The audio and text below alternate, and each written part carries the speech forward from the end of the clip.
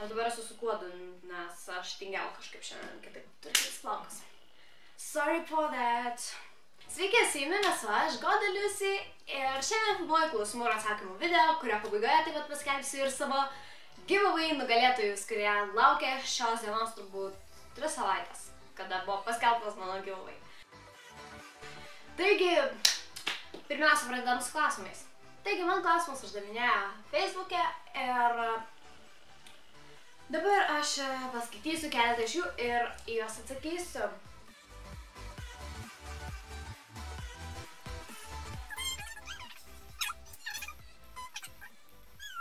Two hours later.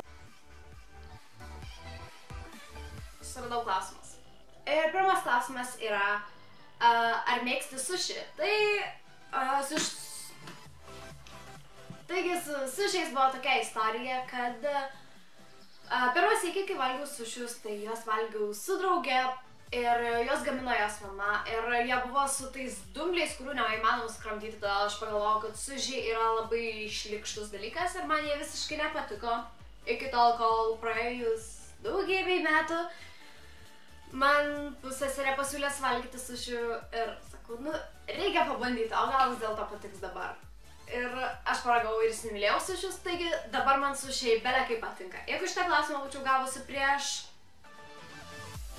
pusę metų, daugiau gal truputėlį, būčiau sakęs, sušiai yra fe, bet dabar man jie labai patinka ir kada tik turiu progą būtinai suvalgysiu sušių, nes tai yra life. Kitas klausimas yra, koks tavo telefono modelis? Iš tikrųjų šitą klausimą gaunu pakankamai dažnai, taigi atsakau visiems. Aš turiu Samsung Galaxy S5, kodėl aš sakau angliškai? Taigi aš turiu Samsung Galaxy S5 telefoną su tokiu sundekliuku, kuriam čia byra blizgučiai. Ok. Dar vienas klausimas nuo to paties žmogaus, tiesiog man jos klausimai patiko, iki nelinkėjimai. Ir jie klausė, video filmavimas tau yra hobis ar užsiėmimas, kai nėra ką veikti? Tai yra 100% hobis, nes kad aš neturėčiau ką veikti, tai turbūt dar nėra buvę taip gyvenime, nes aš visą laiką prisigalvoju visokių nesąmonių ir visą laiką turiu ką veikti ir visą laiką bėgu, skubu ir dažnai nespėju. Bet kai aš pradėjau kurti, tai jo buvo ta mintis, ką aš darau su savo gyvenimu, nes aš ir taip jau turiu per daug veiklos ir dabar dar sugalvojau vieną reikalą, bet man tai žiauriai patinka, man patinka šnekėti, man patinka filmuoti, man patinka montuoti, visą tą dalyką daryti ir tiesiog tai man yra hobis, tai yra mano meninės išraiškos priemonė, tai jo, aš visą laiką turiu ką veikti ir viskas, ką darau, yra mano hobi. Ne, šiaip ne viskas. Sekantis klausimas yra, ar verčiau gebėtum šnekėti su gyvūnais, ar mokėti visas pasaulio kalbas? Ir aš manau, kad labiau norėčiau šnekėti su gyvūnais, nes šito dar niekas nemoka ir panorėjęs neišmoksi, o visom pasaulio kalbom tai tiesiog nueini į tą vertėją ir galų gale išsiversi ar dar kažkaip išgyvensi, o su gyvūnais susišnekėti kol kas neįmanoma, tai jeigu turėčiau tokią galią, tai čia būtų labai gerai. Toliau klausimas, ką darytum, jeigu dabar snigtų, tai koks ar sniegas? Daryčiau taip. Tegu negadina man vasaros jokie sniegai. Ar norėtum turėti 1 milijoną peržiūrų savo vloguose? Tai šitas klausimas labai įdomus, nes o koks youtuberis nenorėtų turėti daug peržiūrų? Tai žinoma, kad norėčiau. Aišku, nenorėčiau apsiriboti vien tik milijoną, aš norėčiau turėti daug peržiūrų, labai. Ir nežinau, ką nors darysiu, kad aš tai pasiekčiau. Nes jeigu turi svajonę, reikia ją siekti. Ir neužtenka tik svajonės.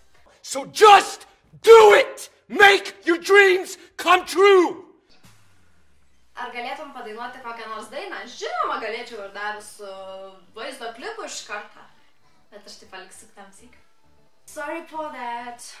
Dar vienas klausimas, per kiek laiko tapai lanksti ir jei prisimeni nuo kiek metų, tai pagalvoja, kad aš esu lanksti. Šiaip padarau špagatą, padarau tenai, kažkokį koją, kur išsikeltą, dar visokį nesąmonių.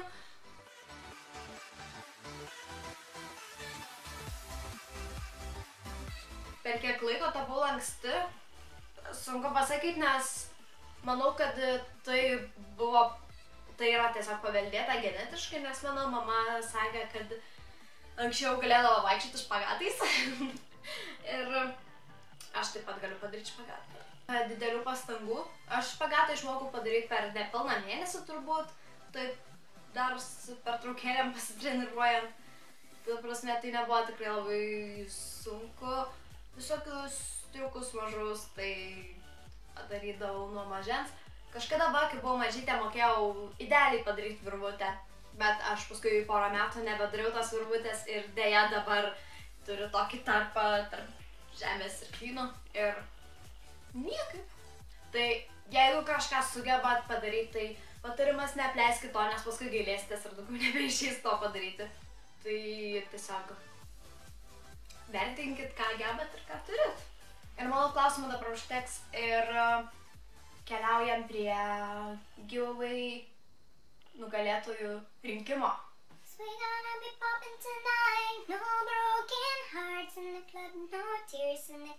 Šiandien, man atrodo, man nėra filmavimo diena, nes labai veliasi liežuvis ir aš esu susivėlusi.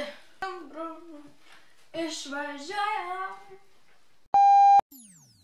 Taigi, atėjo pagaliau metas rinkti konkurso nugalėtojus ir aš pasirinkau tokią kompiuterinę programą, kur tiesiog susirašai visus dalyvaujančius ir čia išsuka tokį ratą ir viršuje esantį rodiklytę rodo nugalėtoją. Taigi dabar aš išsuksiu ir išrinksiu pirmąjį žmogų, kuris nugalėjo. Tai truputėlį patolinsiu vaizdą, kad matytųsi, va. Gerai. Net pačiai širdis plaka stipriau, labai įdomu, taigi paspaudžiam daug sykių. Ir tegu sukas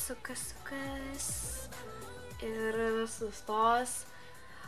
Žiauriai įdomu, žiauriai. Ir pirmasis nugalėtojas yra Karolina Vait, tai toksai yra Facebookas. Taigi sveikinimai! Woo! Susisieksiu su tavim, kaip išeis greičiau, o jeigu tu neatliepsi, tai tuomet atiteks prizas kitam žmogui, bet aš manyčiau, kad jeigu jau dalyvauji konkurse, turėtum ir būt pasiekiamas. Gerai, tai va, sveikinam pirmąją nugalėtoją ir renkam iš karto nieko nedelsant ir antrąjį laimingąjį, kuris gaus dovanų. Oi, kas čia įvyko?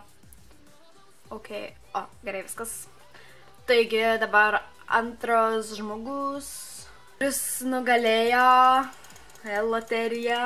Oh my god, žiauriai įdomu. Labai nekantrauju išdalinti savo dovanas pagaliau. Taigi ir sustojo ant Instagramo @akvi. Turbūt taip. Nežinau kaip pasakyti. Tai va, žodžiu, sveikinimai antram nugalėtojui. Woo! Taigi, ir viskas. Tom ir baigėsi kažkaip viskas paprastai. Gerai. Tai va, dabar keliauju susisiekti su tais nugalėtojais. O kas nelaimėjot, nenusiminkit, nes aš manau, kad dar bus tų konkursų ir bus progų sudalyvauti. Ir galbūt tada laimėti. O dabar tiesiog pasidžiaugiam kitų sėkme. Taigi, čiau, iki.